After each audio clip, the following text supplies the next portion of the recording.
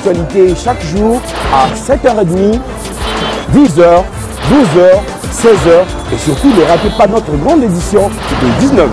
Les actualités sur Antenne A, c'est sûr.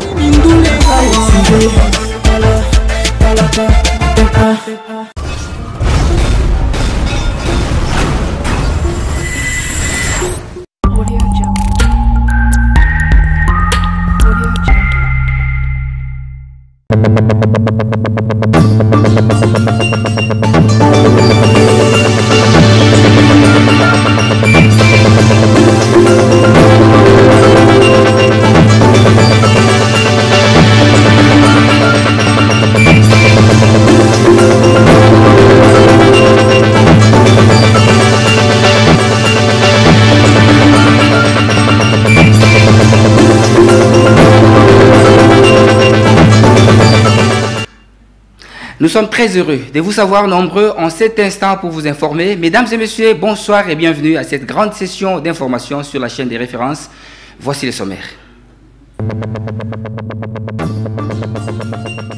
Des avancées significatives sont observées sur le processus de Nairobi visant le rétablissement de la paix, notamment dans la partie est de la RDC, a déclaré sur les antennes de France 24 RFI Évariste Ndayishimiye, président du Burundi. Pendant ces temps, au Nord Kivu, Anthony Mwalushai, porte-parole militaire, confirme la décapitation d'un élément des FRDC par les rebelles du mouvement Mai Mai Baraka dans la ville de Butembo lors de l'incursion de ces hors-la-loi.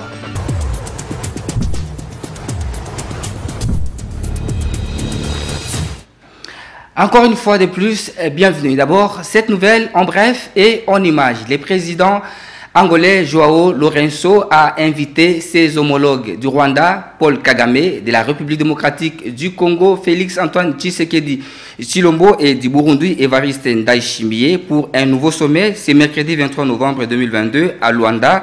Selon la présidence angolaise, Uhuru Kenyatta, facilitateur du processus de Nairobi, est également invité. Ces sommets du Luanda devrait approuver les plans d'action pour la paix en République démocratique du Congo et le rétablissement des bonnes relations avec le Rwanda. Et le président burundais Évariste Ndayishimiye, lui, a été l'invité de marque sur les antennes de France 24 RFI. Répondant à une question sur le processus de Nairobi, il a déclaré qu'il y a des avancées significatives, surtout pour le rétablissement de la paix dans la partie est de la République démocratique du Congo. Ici, je vous laisse suivre cet entretien avec notre confrère Marc Perelman. Maintenant, on n'a pas encore tranché au niveau de la région, que ce soit moi-même, mais comme nous prévoyons une réunion de consultation avec le facilitateur dans ce conflit, le président angolais, on aura quand même l'occasion d'analyser et voir la réalité des choses. Alors, vous participez, le Burundi participe également à la force d'interposition régionale de la communauté des États d'Afrique de l'Est qui a été envoyée en RDC. Alors, est-ce que vous allez envoyer plus de troupes, mais aussi, est-ce que vous ne craignez pas qu'en voulant désarmer, en vous battant contre des groupes armés, les violences ne débordent chez vous, dans votre pays? Bon, d'abord, nous participons dans cette force en tant que force régionale. Le Burundi a deux bataillons. On n'a pas encore envoyé toutes les troupes pour le moment, mais on a envoyé plus d'un bataillon. Et nous agissons dans le cadre régional, ce n'est pas dans le cadre de l'État burundais. Et puis, je pense que ça ne va pas embraser le conflit, parce que, de un, les Burundais et les Congolais sont comme des frères. Il n'y a pas de tension entre le peuple congolais et le peuple burundais. Et ils ont confiance en notre armée. L'armée burundaise occupe le sud Kivu. C'est d'abord, il y a l'état-major général de la force régionale qui a déployé les forces et chaque pays a son secteur d'action. Le Burundi va s'occuper de la région de... Vous le savez peut-être, le président Kenya William Ruto a séjourné à Kinshasa le dimanche dernier pour une visite d'État avec son homologue Félix-Antoine Tshisekedi Tshilombo, président de la République démocratique du Congo. Ils se sont entretenus au sujet de la coopération bilatérale et la situation sécuritaire dans la partie est de la République démocratique du Congo. La presse présidentielle.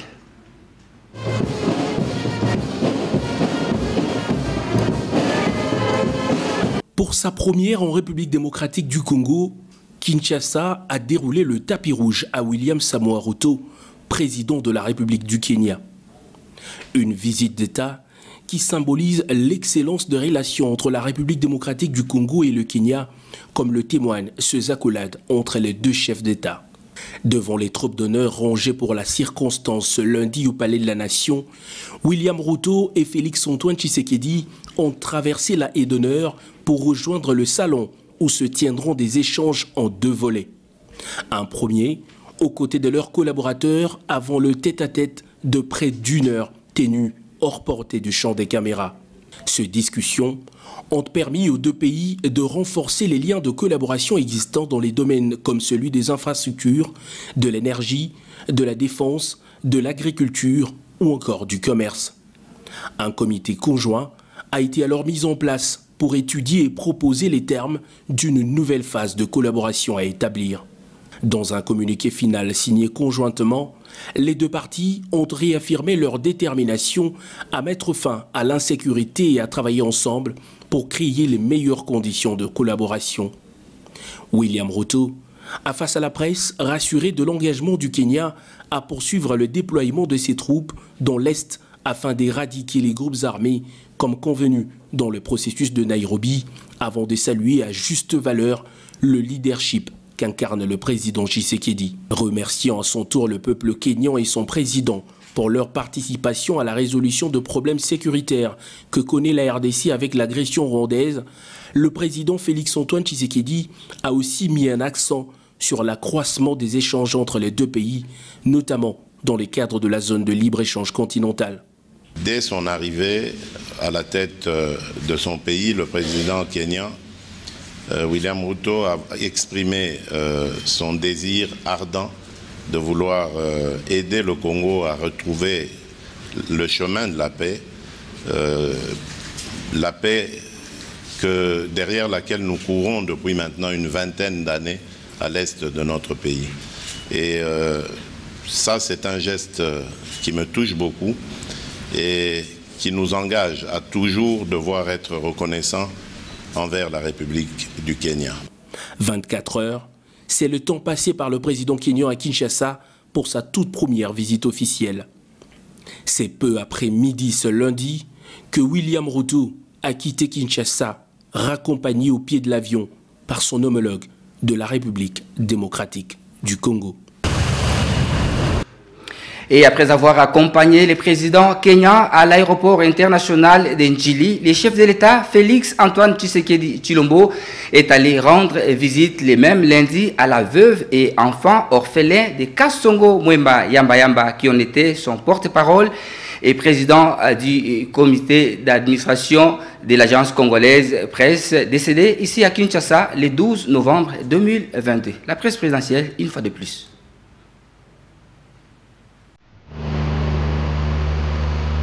Chevalier de la plume, professionnel de médias, il l'était avant d'être appelé par la nation pour servir comme porte-parole du président de la République.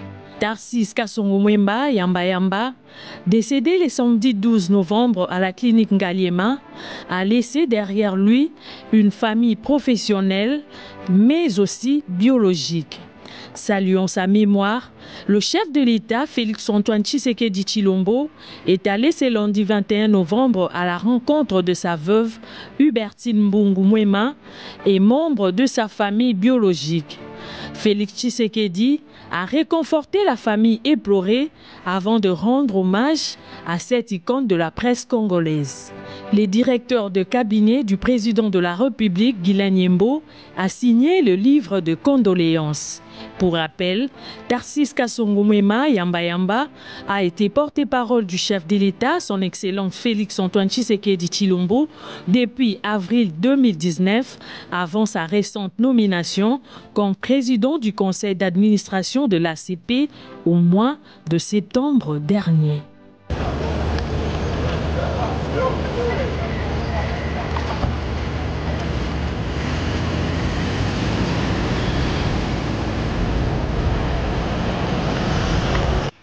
Nous allons boucler ces chapitres consacrés aux activités du président de la République, Félix-Antoine Tshisekedi Tshilombo, qui a visité les samedis derniers le collège Notre-Dame de Mbanza-Boma. Nous sommes dans la province du Congo central. Juste après, il s'est rendu à Kisantu, à Mbouela-Loge, pour répondre à l'invitation des opérateurs économiques à l'occasion de la clôture de la deuxième édition du forum économique dénommé Kimvwama. Suivez. C'est un jour spécial pour les pensionnaires du plateau de Mbanza-Boma, ce vaste complexe éducatif d'une mission catholique situé dans le territoire de Madimba et comprenant 4 écoles, un lycée, un collège et 2 écoles primaires. Du ténèbre à la lumière, le collège Notre-Dame de Mbanza-Boma, désormais éclairé grâce à la détermination du chef de l'État Félix-Antoine Tshisekedi Tshilombo, qui tient à l'amélioration des conditions de vie des élèves et enseignants de son ancienne école à travers une infrastructure de qualité. Un retour à la source pour le premier citoyen de la République qui, après tant d'années, décide une fois de plus d'honorer de sa présence cette école qu'il a formée pendant son cursus scolaire. La charité bien ordonnée commence par soi-même, dit-on. C'est dans cette cour pleine de monde que le président de la République, Félix-Antoine Tshisekedi Tshilombo, est arrivé en début d'après-midi de ce samedi 19 novembre, accueilli par le gouverneur de la province du Congo central, Guy Bandou, sous les ovations frénétiques de la population riveraine. Cette dotation présidentielle en fourniture électrique va à coup sûr assurer le développement du territoire de Madimba et par ricochet celui de tout le district de la Lukaya à travers un impact socio-économique considérable. Plusieurs personnalités ont fait le déplacement du plateau de Mbanza-Boma, notables et autorités politico-administratives du Congo central, ainsi que la population des contrées environnantes. D'abord, la bénédiction faite par l'évêque du diocèse de Kisantu. Dans son message de remerciement, Monseigneur Crispin Kimbeni a dit la détermination de l'Église catholique à soutenir la vision du chef de l'État qui s'active nuit et jour pour empêcher la balkanisation de la RDC. Le lancement du courant électrique sur ce site est l'aboutissement d'un processus de lobbying entrepris par les anciens élèves de Mbanza-Boma regroupés au sein de la SACOM. Les bâtiments de cette école, construits depuis 1946 en briques adobe non cuites, se sont dégradés avec le temps. D'où cette panoplie de demandes muées en requêtes dont le document a été remis, séance tenante par les élèves à leur aîné de promotion, aujourd'hui au sommet de l'État. L'autre temps fort du passage du président de la République, ce sont ces moments de communion qui ont permis à l'ancien élève de retrouver ses sources dans une chaleur fraternelle. Ensemble avec ses collègues de promotion, ils se sont même rappelés des belles aventures de l'époque et le président de la République n'a rien perdu de ses souvenirs malgré le temps passé. Après, le cortège présidentiel a pris la direction de Kisantu pour atterrir à Mbouela-Loge. Le chef de l'État Félix-Antoine Tshisekedi Tshilombo est allé répondre à l'invitation des opérateurs économiques et autres acteurs de l'entrepreneuriat privé-public où se clôturait la deuxième édition du Forum économique sur le développement du Congo central dénommé Kimvwama. Le chef de l'État voudrait à travers sa présence encourager les filles et fils nés Congo qui réfléchissaient sur le thème l'agro-industrie, moteur de croissance et de développement du Congo central. Tout à fait. Autre chose à présent, un élément des forces armées de la République démocratique du Congo a été décapité par les rebelles du mouvement Mai Mai Baraka dans la ville de Butembo. Confirmation du porte-parole militaire du Nord Kivu, Sokola 1, le capitaine Anthony Mwalushai, qui signale que c'était lors de l'incursion de ces rebelles survenue du 20 au 21 novembre 2022. Reportage Germain Sikour. Il faut savoir que c'était au milieu de la nuit où l'un de nos soldats qui assurait la protection de l'installation de l'NK qui est une société qui nous fournit des courants non seulement dans la ville de Butembo mais aussi dans la ville de Beni. Ces soldats ont été décapités par les Mai Mai qui se réclament du mouvement Baraka. Nous avons eu la nouvelle le matin et tout le monde a été surpris de voir ces genres de comportements.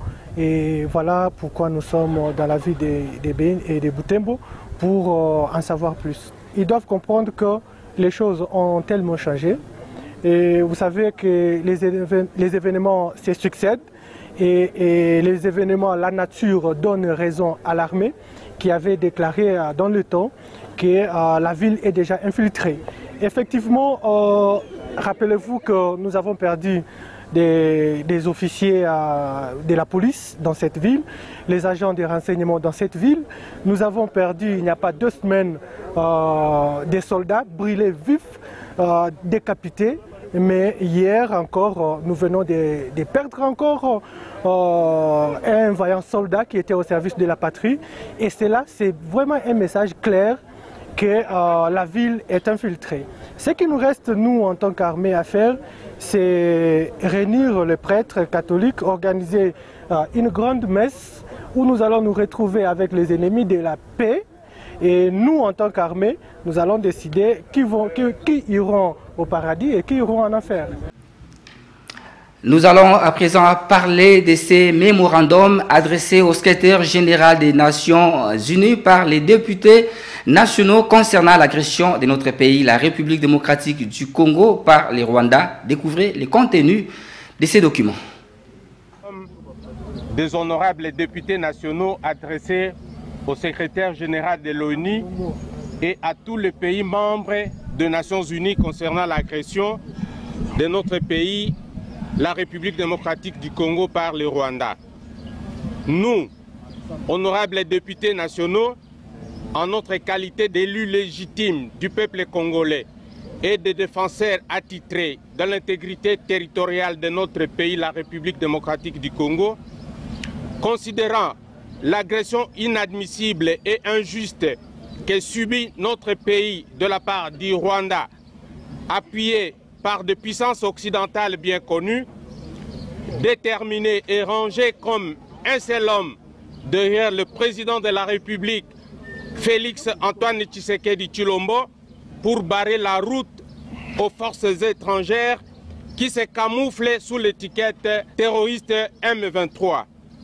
Révoltés et mobilisés, tous contre les agresseurs de notre pays, responsables des atrocités sanguinaires contre le peuple congolais innocent, considérant la dégradation de la situation sécuritaire dans les provinces du Nord Kivu, de l'Ituri et du Sud Kivu, caractérisées par des tueries, des déplacements massifs de population, des viols de femmes et de filles, de pillage de biens et de nos ressources naturelles. Dénonçons avec la dernière énergie la passivité et le silence inouï des Nations Unies, l'Union africaine et toutes les organisations sous-régionales, alors que nos enfants, frères et sœurs, heurtent et meurent sans abri ni assistance. Exigeons aux Nations Unies, à l'Union africaine et aux organisations sous-régionales ce qui suit. 1. L'arrêt de tout soutien au Rwanda, qui ne cesse de faire couler le sang des Congolais et piller les richesses de notre pays. 2. La levée de l'ambiguïté qui pèse sur notre pays. On va poursuivre ce journal pour vous parler de cette nouvelle en bref et en images. Un avion militaire français en atterrissage d'urgence sur l'aéroport de Bangoka à Kisangani. Nous sommes dans la province de la Chopo. Selon un communiqué de presse de l'ambassade de France en République démocratique du Congo, les autorités congolaises ont donné leur accord. Cet appareil s'est posé en urgence suite à une alarme incendie au niveau du moteur. 9 personnes à bord sont prises en charge par les FARDC. La coordination s'est faite entre l'attaché de défense de l'ambassade de France et le chef de la force terrestre. L'avion s'y rendait à La Réunion pour la relève. L'appareil ne transportait pas les frais en dehors du lot technique de l'avion. L'avion est actuellement gardé par les FARDC à l'aéroport de Kisangani. Nous sommes en attente de l'autorisation des vols demandés pour la mission de réparation planifiée par l'armée de l'air française, renseigne ces communiqués. Et le gouvernement de la République démocratique du Congo a pris l'option de construire des nouvelles prisons sur toute l'étendue de la République démocratique du Congo. Cette décision fait suite aux différentes auditions de la ministre d'État, ministre de la Justice, Rose Mutombo, qui est devant le Conseil de la Commission des droits de l'homme de l'Assemblée nationale. Marie-Sylvie Fortuné-Mboula pour la suite. La ministre d'État, ministre de la Justice et garde de sceaux Rose Mutombo Kiese a répondu ce 21 novembre 2022 aux préoccupations soulevées par les députés nationaux, membres de la Commission des droits de l'homme de l'Assemblée nationale. La ministre d'État a reconnu que le pays a de problèmes sérieux par rapport à la surpopulation carcérale. Nous avons un problème sérieux en RDC puisque les différentes prisons existantes datent de l'époque coloniale et que ça n'était pas destiné à la capacité actuelle. C'est pourquoi presque dans toutes nos provinces, il y a surpeuplement. 1. La population a augmenté de taille. 2. Les taux de criminalité aussi. Ajouté à cela la pauvreté et il y a plusieurs infractions qui sont commises. Mais cela étant, au niveau du gouvernement, nous avons levé l'option de construire des nouvelles prisons et que les processus sont en cours d'appel d'offres. Cela va nous permettre de désengorger et de ne plus connaître cette situation-là. Il y a eu aussi les problèmes de manque de magistrats dans les différentes provinces et que avec le cadre de concertation du Conseil supérieur de la magistrature, nous avons déjà échangé là-dessus. Une nouvelle cartographie de magistrats est en train de s'élaborer actuellement et qu'on va tenir compte de la représentation de magistrats dans tout le coin de la RDC. Il y a des magistrats qui deviennent des super chefs coutumiers dans certaines juridictions du pays, d'où l'option a été levée. Un magistrat qui a déjà totalisé 3 ou 4 ans dans une juridiction doit être muté ailleurs. Et les procès en appel dans l'affaire Kamwena, ça pousse et poursuit devant la haute cour militaire qui siège à la prison militaire d'Indolo. À sa dernière audience, la haute cour a reçu les motifs d'appel des parties. Une fois de plus, Marie-Sylvie Fortuné-Mboula.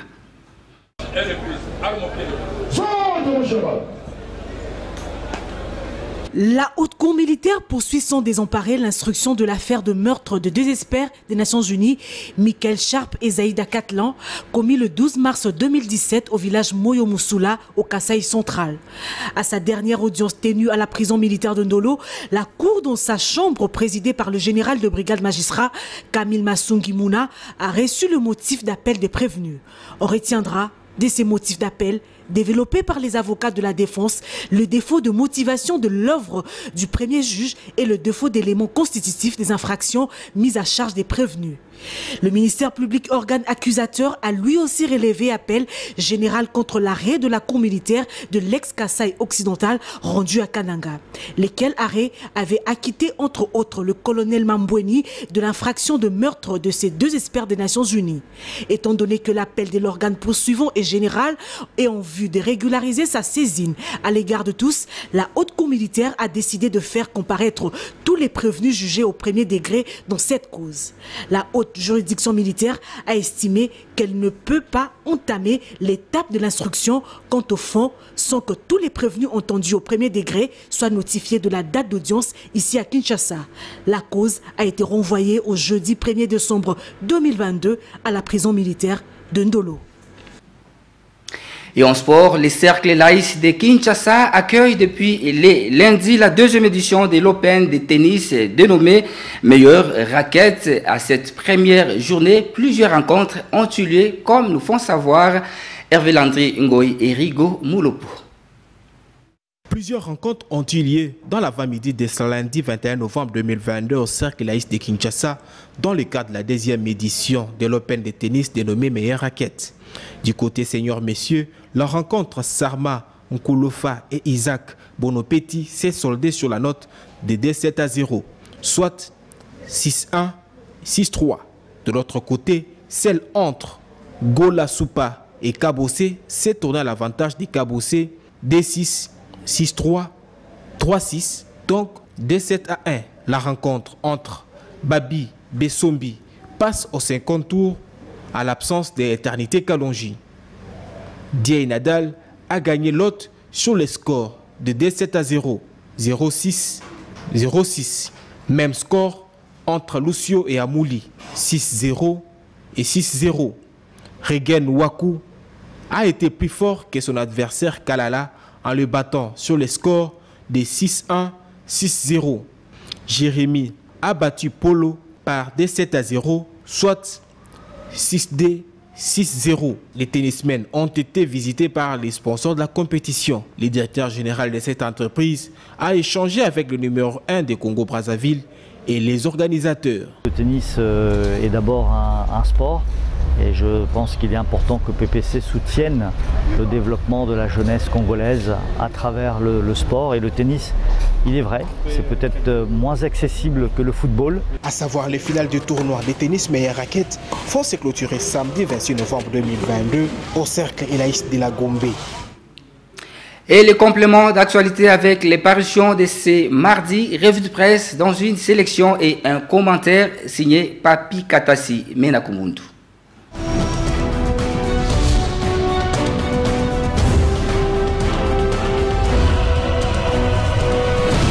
Démarrons cette revue de presse de ce mardi 22 novembre 2022 par cette nouvelle. Paix et sécurité en RDC. Ruto apporte son soutien à Tshisekedi, explique le quotidien d'information générale L'Avenir. En quoi notre confrère accueilli le dimanche 20 novembre par le vice-premier ministre, ministre des Affaires étrangères Christophe Lutundula, le président du Kenya William Ruto a eu un tête-à-tête ce lundi matin avec le président de la RDC Félix Tshisekedi au Palais de la Nation. Après une entrevue d'1h30, les deux présidents sont descendus dans la rotonde où les attendait la presse ainsi que d'autres invités des marques. Et ici, un communiqué conjoint a été lu avant que les deux présidents ne s'expriment pour naturellement saluer cette rencontre qui renforce la coopération bilatérale et un bon message pour l'avènement de la paix dans l'est du pays. Dans le même chapitre, dialogue inclusif, les flous complices des Macron, titre les bi-hebdomadaires d'information Ouragan. En jetant un coup d'œil dans les colonnes de notre confrère, à Kinshasa, plusieurs leaders d'opinion ont très mal accueilli l'attitude, le comportement et surtout la position de Paris dans la nébuleuse guerre du M23. Interrogé par TV5 Monde, Emmanuel Macron s'est limité à se déclarer préoccupé par la situation. Je suis très préoccupé par l'instabilité de la situation dans l'est de la République du Congo parce que c'est le plus grand pays de la francophonie, a-t-il relevé. Une déclaration insuffisante, croit-on à Kinshasa. La RDC, qui est le premier pays francophone du monde, gagne quoi dans la francophonie? S'interroge notre confrère. Dans un autre chapitre, à Lubumbashi, Maître Chibandi, déterminé à faire exécuter une ordonnance décriée du TCKG, séquestre un huissier dans son cabinet, dénonce l'ONG Justice Asbel. Peter Kazadi, cité dans une interférence judiciaire, explique les tri-hebdomadaires panafricains d'Afrique, Africa News. En quoi notre confrère, la dénonciation faite récemment par le président de la République sur les décisions judiciaires complaisantes en RD Congo semble n'avoir pas pénétré dans les oreilles de certains juges et magistrats. Dans un communiqué de presse daté de samedi 19 novembre 2022, l'ONG Justice Asbel dénonce les trafics d'influence de Maître Orphée Chimbadi et du procureur général de la Cour d'appel du Haut-Katanga, tous les deux protégés de Maître Peter Kazadi, très influents dans les cercles du pouvoir en place, qui ont arrêté un huissier de justice en pleine exécution des devoirs de sa charge. Terminons par cette nouvelle en sport. Vodacom Ligue 1, TP Mazembe, mercredi 23 novembre. Titre, le quotidien d'information générale, La République. En quoi notre consoeur, les 9 joueurs sélectionnés pour le stade de la RDC en Turquie sont rentrés vendredi soir à Lumbashi. Le stage comme la double confrontation face au Congo-Brazzaville est annulé. La FECOFA a renvoyé les joueurs dans leurs clubs respectifs. Et très vite, la Lina Foot a reprogrammé la rencontre TP Mazembe au mercredi 23 novembre prochain à 15h30 au temple de Badiangwena à Kamalondo. Par conséquent, le match TP Mazembe Don Bosco programmé du 23 novembre tombe à l'eau et on ne sait pas encore si la Lina Foot maintiendra la réception de Kouya le dimanche 26 décembre. Ça n'est donc fini pour cette revue de presse. Au revoir et à demain.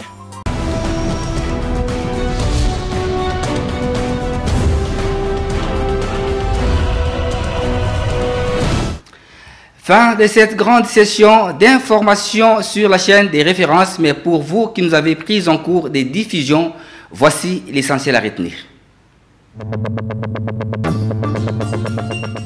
Des avancées significatives sont observées sur le processus de Nairobi visant le rétablissement de la paix, notamment dans la partie est de la RDC, a déclaré sur les antennes de France 24 RFI Évariste Ndayishimiye, président du Burundi. Pendant ces temps, au Nord Kivu, Anthony Mwalushai, porte-parole militaire, confirme la décapitation d'un élément des FRDC par les rebelles du mouvement Mai Mai Baraka dans la ville de Butembo lors de l'incursion de ces hors-la-loi.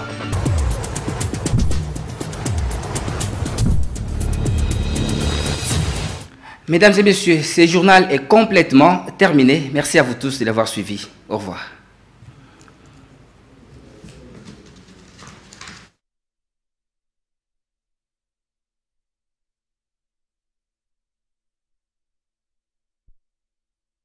Thank you.